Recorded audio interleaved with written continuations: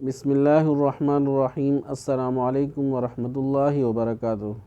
سامعین کرام، جیسے کہ آپ حضرات کو معلوم ہے کہ ہم نے نورانی قاعدے میں سے کچھ حروف پڑھ لیے ہیں، تو ان میں سے ہم نے ضاد بھی پڑھ لیا جو آخری حرف تھا، یعنی جہاں تک ہم نے پڑھ لیا تو اس کا آخری حرف جو تھا وہ ہے ضاد۔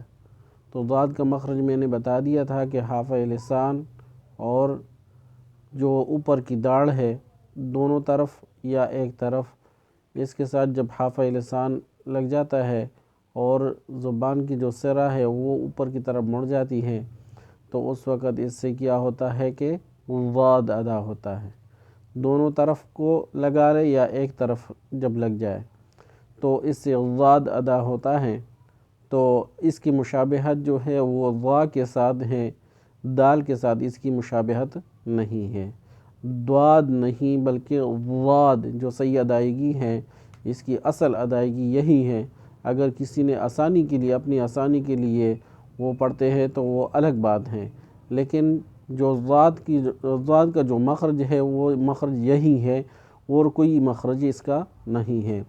اس میں ایک صفت میں نے بتایا تھا کہ اس میں ایک صفت ہے، صفت استطالت، کہ یہ کسی اور حرف کی یہ صفت نہیں ہے، یہ اسی ضاد کی صفت ہے، تو یہ کسی اور حرف میں نہیں پائی جاتی۔ استطالت کا معنی لمبا کرنا، یعنی اس کا مخرج جو ہے بہت لمبا ہے۔ باقی جتنے بھی حروف ہیں وہ چھوٹے چھوٹے جگہوں سے، مختلف جگہوں سے وہ ادا ہوتے ہیں، لیکن اس کا جو مخرج ہے وہ بہت لمبا ہے۔ جیسے کہ میں نے آپ کو بتایا کہ نواجز، طواحن اور ضواحک، یہ تقریباً ایک طرف کے 5 داڑھ بنتے ہیں۔ ایک طرف کے اوپر والے داڑھ کے جو ایک طرف ہے اس کے 5 داڑھ بنتے ہیں تقریباً۔ تو عام طور پر جو داند ہوتے ہیں، تو دانتوں کے بارے میں بھی بتاؤں گا کہ اس کے مختلف نام ہیں۔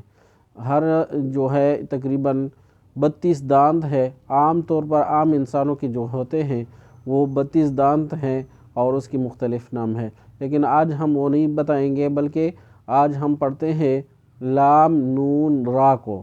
ضاد کے بعد کون سا حرف آتا ہے مخارج کے اعتبار سے؟ لام، نون اور را، یہ مخرج جو ہے اس کے بعد آتا ہے۔ تو عام طور پر یہی ہے کہ جو اس کا مخارج ہے، مخارج میں ان تینوں کا مخرج ایک ہی بتایا جاتا ہے کہ لام اور نون اور را کا مخرج ایک ہی ہے، اور بعض قراء حضرات جو ہے وہ اس میں فرق کرتے ہیں، ٹھیک ہے۔ تو اس میں مخرج جو ہے لام کا مخرج اور نون اور را، اس کا مخرج کیا ہے؟ ضواحک، یعنی جو میں نے بتایا کہ جو سامنے والے جو داڑھ ہے، داڑھوں میں سے جو سامنے جو نظر آتا ہے، تو جو داڑھ نظر آ رہے دونوں طرف، تو اس کی نکیلے سے وہ نکیلے سے ہوتے ہیں، ٹھیک ہے۔ باقی جو داڑھ ہوتے ہیں وہ ایسے نہیں ہے، وہ طواحن کچھ اور طرح ہے۔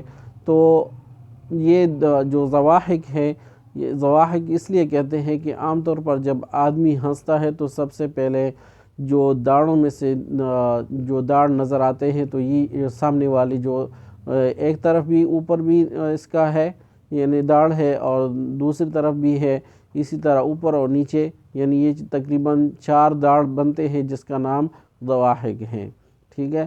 تو یہ 4 داڑھ جو ہے اس کو ضواحک کہتے ہیں۔ جب ان کے مسوڑوں کے ساتھ جب طرف لسان یعنی جو حافظ لسان اس میں آ جاتا ہے، لیکن جو حافظ لسان سے اگلا جو شروع ہوتا ہے زبان کے سرے تک، اس کو طرف لسان کہتے ہیں۔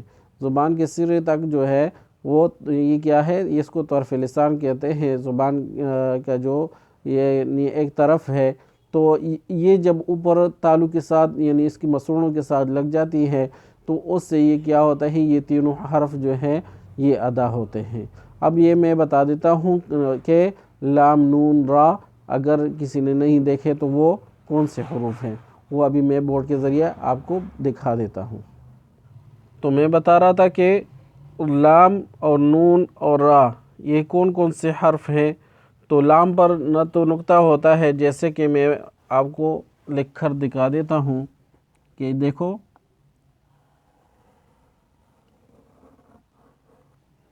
ٹھیک ہے، اس پر نہ تو اوپر سے نقطہ ہے نہ نیچے، اوپر نیچے اس کا نقطہ نہیں ہوتا، اور نون کا نقطہ ہوتا ہے اور نون گول بھی ہوتا ہے، جیسے کہ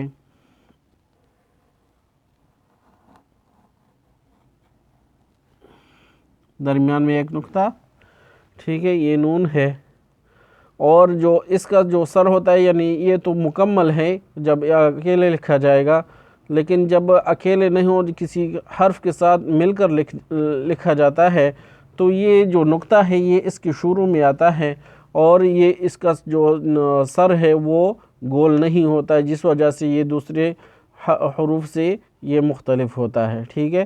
تو ایک تو یہ اس کے یہ نون ہے، اور را یہ ہے، ٹھیک ہے، را اس طرح کی ہے۔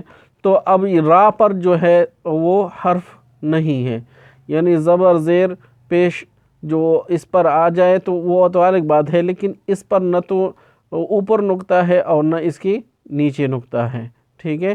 یہ نقطے کے بغیر لام اور را جو ہے اس پر نقطہ نہیں ہوتا، نہ اوپر نہ نیچے، تو اور نون کا ایک نقطہ ہوتا ہے۔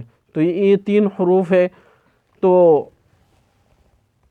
یہ 3 حروف ہے جو میں نے بتایا تھا کہ کچھ حروف ایسے ہیں جو ہمیں پڑھنے میں بہت آسانی ہے، کچھ حروف ہے کہ اس کے پڑھنے میں ہمیں مشکل درپیش آتی ہے اور وہ اس میں مشقت آدمی کو کرنا پڑتا ہے۔ تو اس لحاظ سے جو ہے لام نون را عام طور پر اگر کسی ایک بندے کو 100 میں سے کوئی ایک ہی ہوگا جس کو یعنی لام کی ادائیگی اور نون کی ادائیگی یا اس طرح را کی ادائیگی اس میں مشکل پیش آئے گی، ورنہ عام طور پر جو لوگ ہیں وہ اس کی ادائیگی میں ان کے لیے کوئی مشکل پیش نہیں آتی۔